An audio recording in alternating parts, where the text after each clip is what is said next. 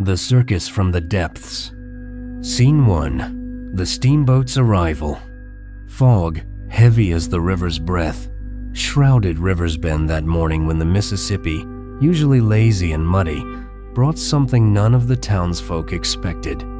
Alice Cooper, standing on the wooden wharf where just yesterday banjos had sounded and laughter echoed, felt the air grow thicker, saturated with the scent of silt and something else, sharp, almost metallic, like rust mixed with salt. The silence was torn by a low rumble, deep and vibrating, that made the river water tremble and the boards beneath Alice's feet vibrate like taut strings. From the fog, as if from another world, emerged a steamboat, ungainly yet strangely majestic, its hull covered with carved figures that seemed alive. Mermaids, whose faces were simultaneously beautiful and frighteningly inhuman, writhed along the sides, their scaled tails shimmering with greenish light, while eyes carved from some gleaming stone watched the shore with motionless yet conscious intensity. Crabs, too large to be mere decorations, clung to the railings, their claws twitching slightly as if obeying the river's rhythm. The steamboat's hull, painted black, barely reflected in the water, as though the Mississippi rejected its presence. The whistle that sounded again was not merely noise, but something that penetrated the bones, causing chills and an inexplicable desire to draw closer. A figure appeared on deck, Madame Serena, a tall woman in a long dress the color of seafoam, her pale face motionless as a mask, her deep, dark eyes resembling pools in which one might drown. She smiled, but this smile lacked warmth, as if carved from the same stone as the mermaid's eyes. "Welcome to our circus, the circus of the river's children." Her voice, melodious yet with a low, almost inhuman undertone, carried across the wharf, and the crowd, gathered from curiosity, fell silent. Alice felt her heart constrict when Madame Serena's gaze settled upon her, as if penetrating the very depths of her thoughts. Mr. Hayes, an old fisherman standing nearby, muttered, "The river don't like strangers," she remembers. His words were drowned in the steamboat's rumble, but Alice noticed how his hands trembled, gripping an old net. The steamboat docked, and from it emerged acrobats and clowns, their faces hidden beneath makeup resembling scales, their movements too fluid, almost liquid. They began distributing flyers promising wonders from the depths, and Alice, not knowing why, stepped backward, sensing that the river beneath the steamboat whispered something the human mind should not hear. Scene 2. The first performance. The circus tent erected on the Mississippi's shore was like a monster emerged from the depths. Its fabric, dark green, merged with the fog, while the dome resembled a squid's head, with long ribbons hanging like tentacles that swayed without wind. Alice, sitting among Riversbend's residents, felt the air inside the tent was humid, saturated with the river's scent mixed with something sweetly rotting, like seaweed left in the sun. The oil lamps cast shadows that moved incorrectly, writhing along the walls like living creatures. The performance began with Madame Serena's entrance, her dress now shimmering like scales, reflecting the lamplight in greenish glints. She announced the first act, Dance of the Depths. An acrobat whose face was hidden by a mask with fish eyes leaped from the very dome into a large barrel of water set in the tent's center. The water, black as ink, swallowed him, and the spectators held their breath, expecting him to surface. But seconds stretched on, and only a low hum from the barrel disturbed the silence, as if the river sang its song. When the acrobat finally appeared, his mask seemed even more alive, and his movements were fluid, like those of a creature born in water. The next act was even stranger. A magician in a costume studded with shells was chained and lowered into the same barrel. 5 minutes. Impossibly long. He remained underwater, and Alice noticed how the barrel's surface trembled, as if something stirred within. When they pulled him out, the chains lay at the bottom, and the magician smiled. But his smile was too wide, his eyes too blue, like those of sea creatures. The audience applauded, but Alice felt her skin crawl. The climax came with the dancing fish, tiny creatures with golden scales floating in the air above the arena. Their blue eyes, large and unblinking, looked at each spectator, and Alice felt they could see her thoughts. Jack, sitting beside her, was mesmerized, his fingers clutching a porcelain fish given to him by a clown. The clowns, whose faces beneath their makeup seemed translucent, distributed such figurines to the children, and Alice, taking one, felt its cold surface seem to pulse. The fish looked at her, and in its eyes flickered a spark that made Alice look away. When the performance ended, the tent began to collapse, its tentacle ribbons writhing like living things, and Alice noticed the fabric wasn't merely folding, but dissolving into the fog, as if consumed by the river. The spectators left the tent, delighted, but Jack remained sitting, staring at his fish and whispering something Alice couldn't make out. She went out to the wharf, where the steamboat still bobbed on the water, and in its shadow, it seemed to her that the Mississippi whispered, calling her into its depths. Scene 3. The circus's strangeness and Jack's disappearance. The morning after the first performance, Riversbend seemed different, as if the fog that shrouded the Mississippi had seeped into the very soul of the town. Alice Cooper, walking down Main Street, noticed how the residents, usually busy with their affairs, gathered in groups, whispering about the circus. Their eyes, gleaming with rapture, were fixed on the river, where the steamboat still bobbed, its carved mermaids and crabs seeming to move in the morning light. The porcelain fish Alice had hidden in her pocket seemed to pulse, and each time she touched it, a cold shiver ran through her body, while in her head sounded a whisper like the splash of water. Jack Martin, her student, didn't come to school.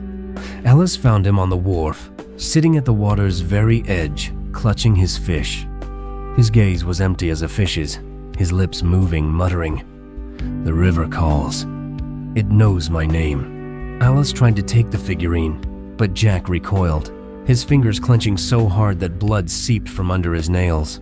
"They're waiting for us, Miss Cooper," he whispered, "in the depths where stars don't fade."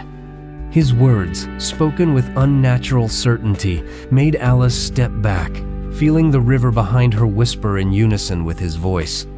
She went to Mr. Hayes, the old fisherman whose house stood by the river. His face, lined with wrinkles, was paler than usual, his hands trembling as he showed an old book found in his grandfather's chest. The pages, yellowed and stained as if by water, told of deep guests, beings who had come to the Mississippi centuries ago, demanding sacrifices in exchange for protection from floods. "They never left," Hayes muttered. "The river keeps their secrets." When Alice touched the book, its pages began to cover with slime, and the lines writhed like snakes, forming hieroglyphs that caused sharp pain in her temples. By evening, the tent appeared again on the shore, as if grown from fog, its tentacle ribbons swaying like living things. Alice noticed that some residents, holding fish, wandered toward the river, their steps slow, almost mechanical. She returned home, but at night was awakened by a sound, a low hum from the river, mixed with distant laughter resembling seagulls' cries. Looking out the window, she saw that Jack had vanished, leaving on his bed a note written in a trembling hand. "The river calls. I must go." On the wharf where the tent stood, The water glowed with greenish light, and shadows beneath it writhed like tentacles. Scene 4. The final show. The Squid's Awakening. The third night of the circus in Riversbend was announced as the final show, and the crowd, gripped by feverish excitement, filled the tent despite Alice's warnings. She slipped inside, driven by fear for Jack and a sense that the river concealed something that couldn't be ignored. The tent, now even more sinister, pulsed like a living creature, its fabric making wet, squelching sounds, while the air was saturated with the smell of rotting seaweed. The lamps cast shadows that moved independently of the light, writhing along the walls like tentacles ready to close. Madame Serena entered the arena, her dress now flowing like water, her eyes glowing like ocean depths. Tonight, you shall see the true wonders of the depths. Her voice, low and resonant, penetrated the mind, making the spectators freeze. The acrobats began their performance, diving into the water barrel, but this time they didn't return. The water in the barrel turned black, and from it rose a hum that made the tent floor tremble. Alice spotted Jack in the crowd, his face pale, his eyes blue like the porcelain fish he still clutched. Suddenly the tent shuddered, its fabric beginning to writhe like flesh, while the tentacle ribbons closed, sealing the exits. The spectators screamed, but their voices drowned in the rising hum, which now sounded like a chorus of thousands singing in a language forgotten before the birth of stars. Madame Serena laughed, her body beginning to dissolve, transforming into streams of water that flowed into the barrel. The tent opened, and Alice saw its true nature, a gigantic squid whose tentacles, covered with stars not belonging to our sky, embraced the crowd. Its eyes, enormous and black as bottomless wells, looked through each person, and in their depths, Alice saw a sunken city spires bending at impossible angles, and shadows dancing in eternal darkness. The squid stirred, and the river poured into the tent, flooding everything around. Tentacles seized spectators, dragging them into the black water, while Jack's voice, now part of the chorus, called to Alice, "Join the depths." In desperation, she hurled her porcelain fish into the barrel, and for a moment, the squid's eyes blinked, its grip loosening. Alice rushed to the exit, fighting through water that flowed upward, defying nature's laws. She emerged on the shore, but the spectators' screams fell silent, swallowed by the river.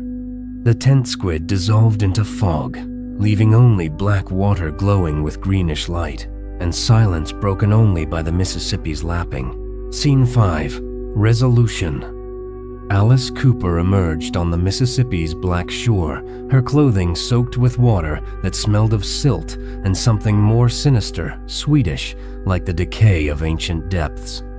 Riversbend lay in ruins, wooden houses that yesterday had been filled with laughter, and banjo sounds were flooded with black water that didn't recede but seemed to watch, pulsing in rhythm with an invisible heart. Fog, thick and sticky, enveloped everything, and in its shroud, Alice heard whispers, not Jack's voice, not the squid's chorus, but something more ancient whose name she couldn't comprehend. Her mind, tormented by visions of the sunken city with its spires, clung to fragments of reality, but they slipped away like water through fingers. She fell to her knees at the river's edge, her hands trembling, her eyes searching for the steamboat or tent, but they were gone, only the Mississippi, whose surface now seemed a mirror reflecting stars that weren't in the sky. Eyes in the depths. "They see," Alice muttered, her voice breaking, mixing with the water's lapping. She remembered Jack.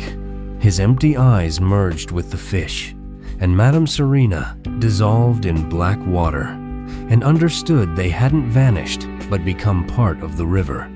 part of him the one who waited in the depths, beyond the gates she had seen in the squid's eyes. Days later, a visiting journalist seeking traces of the vanished town found Alice on the shore, her gaze fixed on the river, her lips whispering of gates and depths where stars don't fade. She didn't answer questions, her mind was lost, and she handed the journalist a porcelain fish, apparently washed ashore by a wave. Its blue eyes flashed, and he felt his thoughts drawn into a cold abyss. He threw the fish into the river, but its light didn't die, and the river answered with a low hum mixed with the distant sound of a banjo, distorted like a cry from another world. The Mississippi darkened, and in its depths flashed a shadow too large, too alive to be merely a fish.